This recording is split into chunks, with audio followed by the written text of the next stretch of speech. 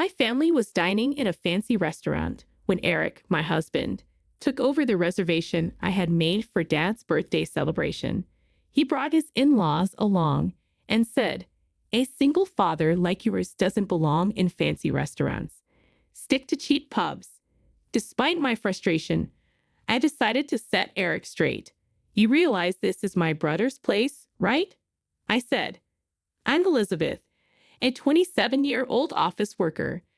My parents divorced when I was little, and Dad raised me. They split because Dad was always working and rarely home, which wore Mom down. Although Dad still loved Mom and didn't want the divorce, he eventually agreed when she said, 'I'm tired of waiting. Set me free.' After they divorced, I stayed with Dad because of financial reasons. He would always say, 'It's not Mom's fault. It's my fault for relying on her too much and neglecting her.' I regret making her feel lonely. When I asked why Mom left, he would sigh sadly. Despite the divorce, Dad always put me first. He made it to my school events and never missed a birthday or Christmas." Some people made insensitive remarks about our single-parent household, but Dad's love made me ignore them. After the divorce, I occasionally saw Mom, but our relationship grew distant after she remarried and had another child. Once I started working, Dad retired early to enjoy a quieter life. He had worked hard to support me, and I wanted him to pursue his interests now. Although I live alone, I frequently visit Dad. 2 years ago, I married Eric, who was introduced to me by a friend. Eric is hardworking and honest, and he quickly earned Dad's approval. His in-laws were also kind and accepted me immediately. However, the suggestion to move into Eric's family home brought me considerable distress. Both my parents are getting older, and I worry about them. They are both retired and hardly go out or talk to anyone these days. Moving in together seems like a good opportunity. Please consider it, Eric pleaded earnestly. Of course, I wanted to respond to his desperate request, but moving into his parents' house would put a significant distance between me and my dad, making it hard to check on him as often as I used to. Dad is healthy, but if something happened, he might not be found in time. I was torn about what to do, but eventually Dad gave me his advice. "I'm healthy enough to live on my own. I don't want to burden you, and you should take care of Eric's family. Call me if anything happens," emphasized to Dad, and reluctantly agreed to move in. However, just a few weeks after moving in, I began to regret my decision. Eric and his parents, whom I thought were kind, drastically changed their behavior towards me. They started treating me like a servant, leaving all the household chores, cooking, laundry, and cleaning, solely to me while Eric and his parents did nothing. I asked Eric to help. "I'm tired from work too. Housework is a wife's job, right?" he retorted. My protest that I also work fell on deaf ears. "It's different. You married me, so you should be devoted to me and my parents," Eric would dismissively say. Coming home tired from work only to face an endless list of chores was overwhelming. Not just the chores, but Eric's mother, Mary, relentlessly tormented me. She'd purposefully spill food to dirty the floor or complain about the slightest speck of dust. "This spot is dirty. Clean it," she would order, leaving dirty clothes all over for me to pick up. After I washed and carefully folded them, she'd say, "These folds will crease the clothes. Do it again," and kick them apart. Moreover, Mary often made disparaging remarks about me being from a single-father household. "You can't even do housework properly because you weren't raised in a proper family. How pitiful.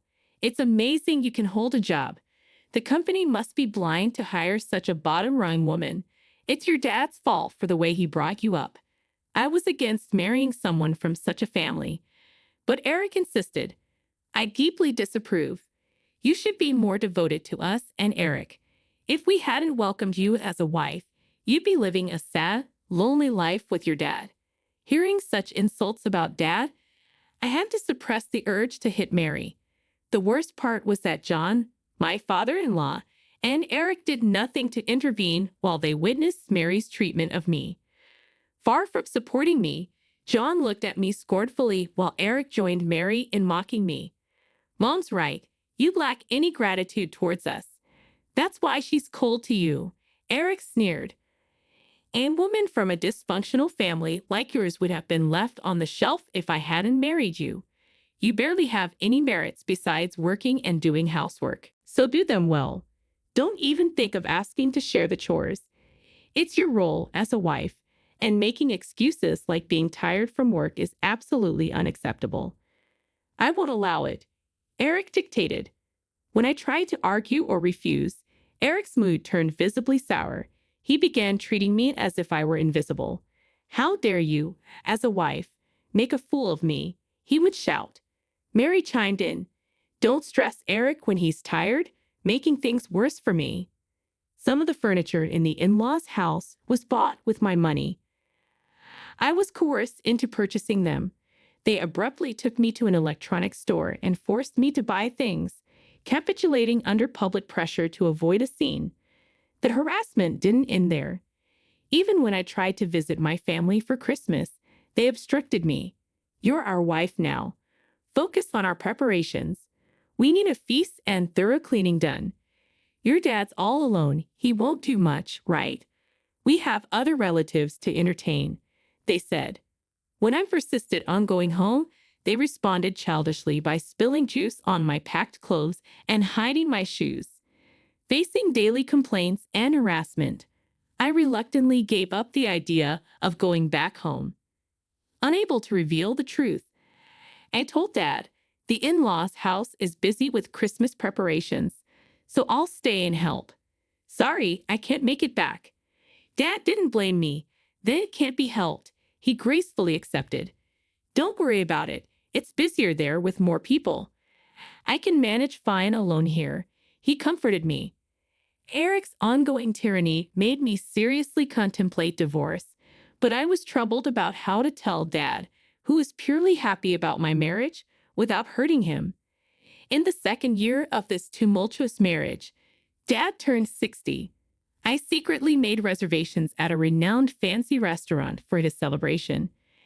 Anticipating complaints from Eric and his parents, I simply told them I had to return home briefly.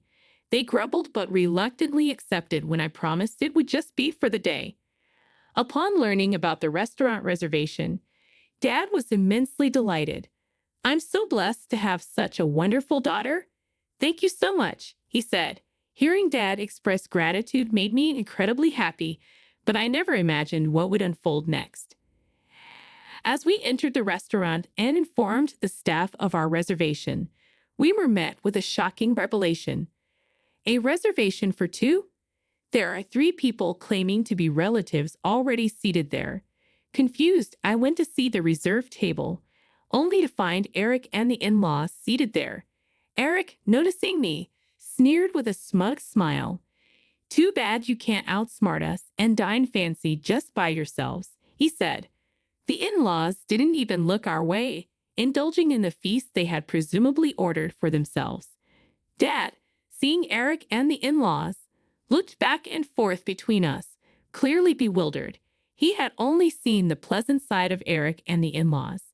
His confusion was understandable.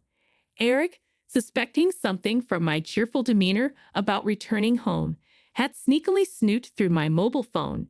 He learned about the 60th birthday celebration at the upscale restaurant and made it their first to preemptively order dishes. Eric began to mock us with a triumphant expression.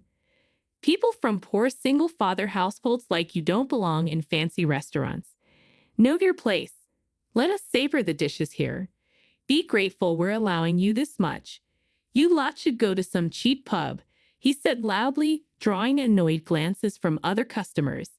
He remained oblivious, soaked in a sense of superiority.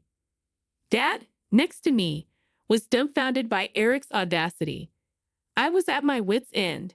I knew Eric and his family were selfish, but I never expected them to stoop to such shameless levels. My anger peaked as they ruined Dad's special 60th celebration. Suppressing my urge to shout, I calmly delivered a fact to Eric as he sat there smugly. This is my brother's place.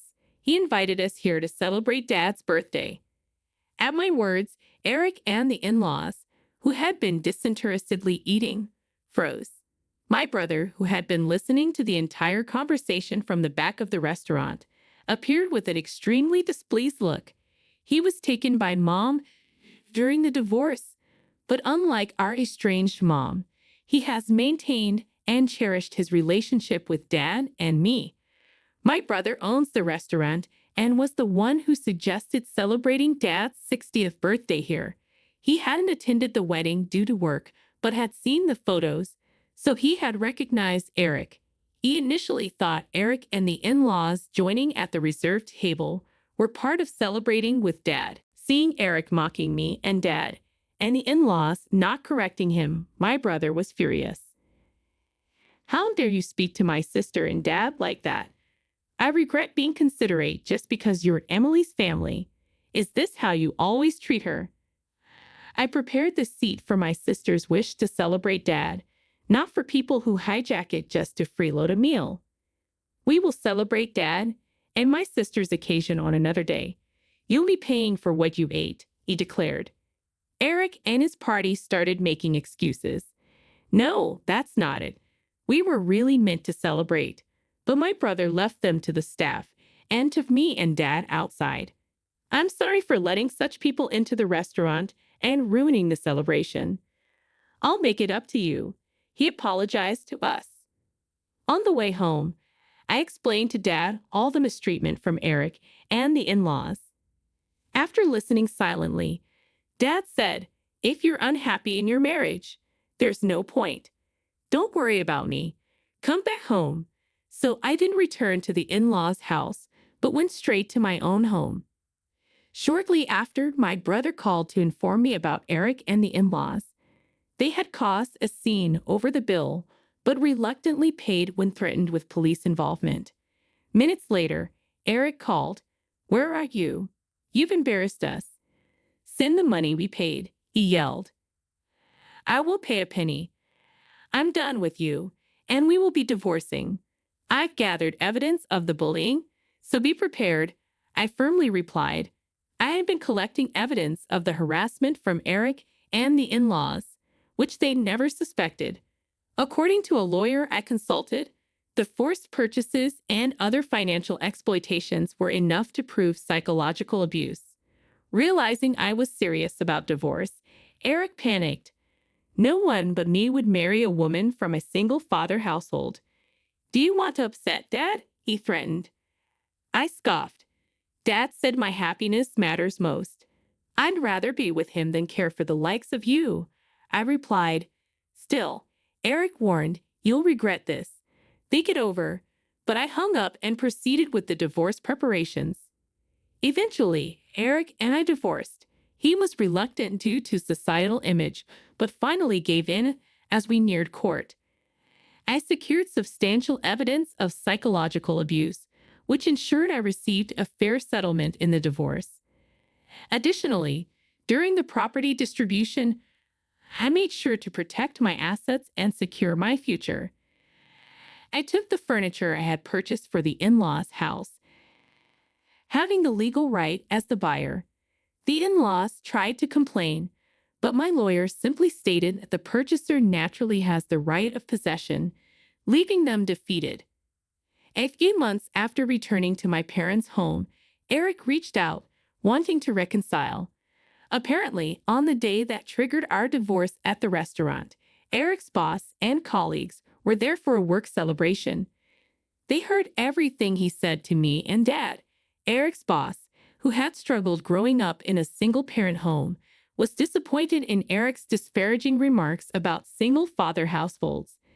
Eric, who was a promising employee, lost his standing and any chance of advancement. Moreover, his colleagues had spread the story, and he was now regarded with contempt at work as a psychological abuser. Eric's problems didn't stop at the company. The in-laws' house became chaotic too. Before our divorce, Eric and the in-laws had offloaded all household chores on me. After the divorce, entrenched in laziness, they bickered over who should do the chores. Eric was being pressured by the in-laws to buy new furniture to replace what I took and to contribute more financially. I was wrong, Elizabeth. I took advantage of your kindness too much. I've truly reflected and want to start over. Eric pleaded for reconciliation, but my feelings had cooled significantly. He likely faced more pressure to do chores at the in-laws' house and wanted me back to resume my role as a housekeeper. Perhaps he was also trying to offload some of the financial demands from the in-laws onto me. So I firmly rejected his proposal. No way. I wouldn't get back with you even if you paid me. I can see you changing back and exploiting me again once we're married. I was foolish not to divorce you sooner without worrying about Dad. Then perhaps Dad's 60th wouldn't have been ruined. We're divorced now, strangers. If you contact me again, I'll consult my lawyer, I said and hung up the phone. Perhaps my mention of a lawyer resonated because I received no further reconciliation attempts from Eric. Now, I'm living happily at home with Dad, and my brother occasionally visits, bringing gifts. His wife is pregnant, and he seems truly happy. Dad and I are both looking forward to the baby. While I'm not considering marriage anytime soon, if the opportunity arises, I'll be sure to choose more wisely.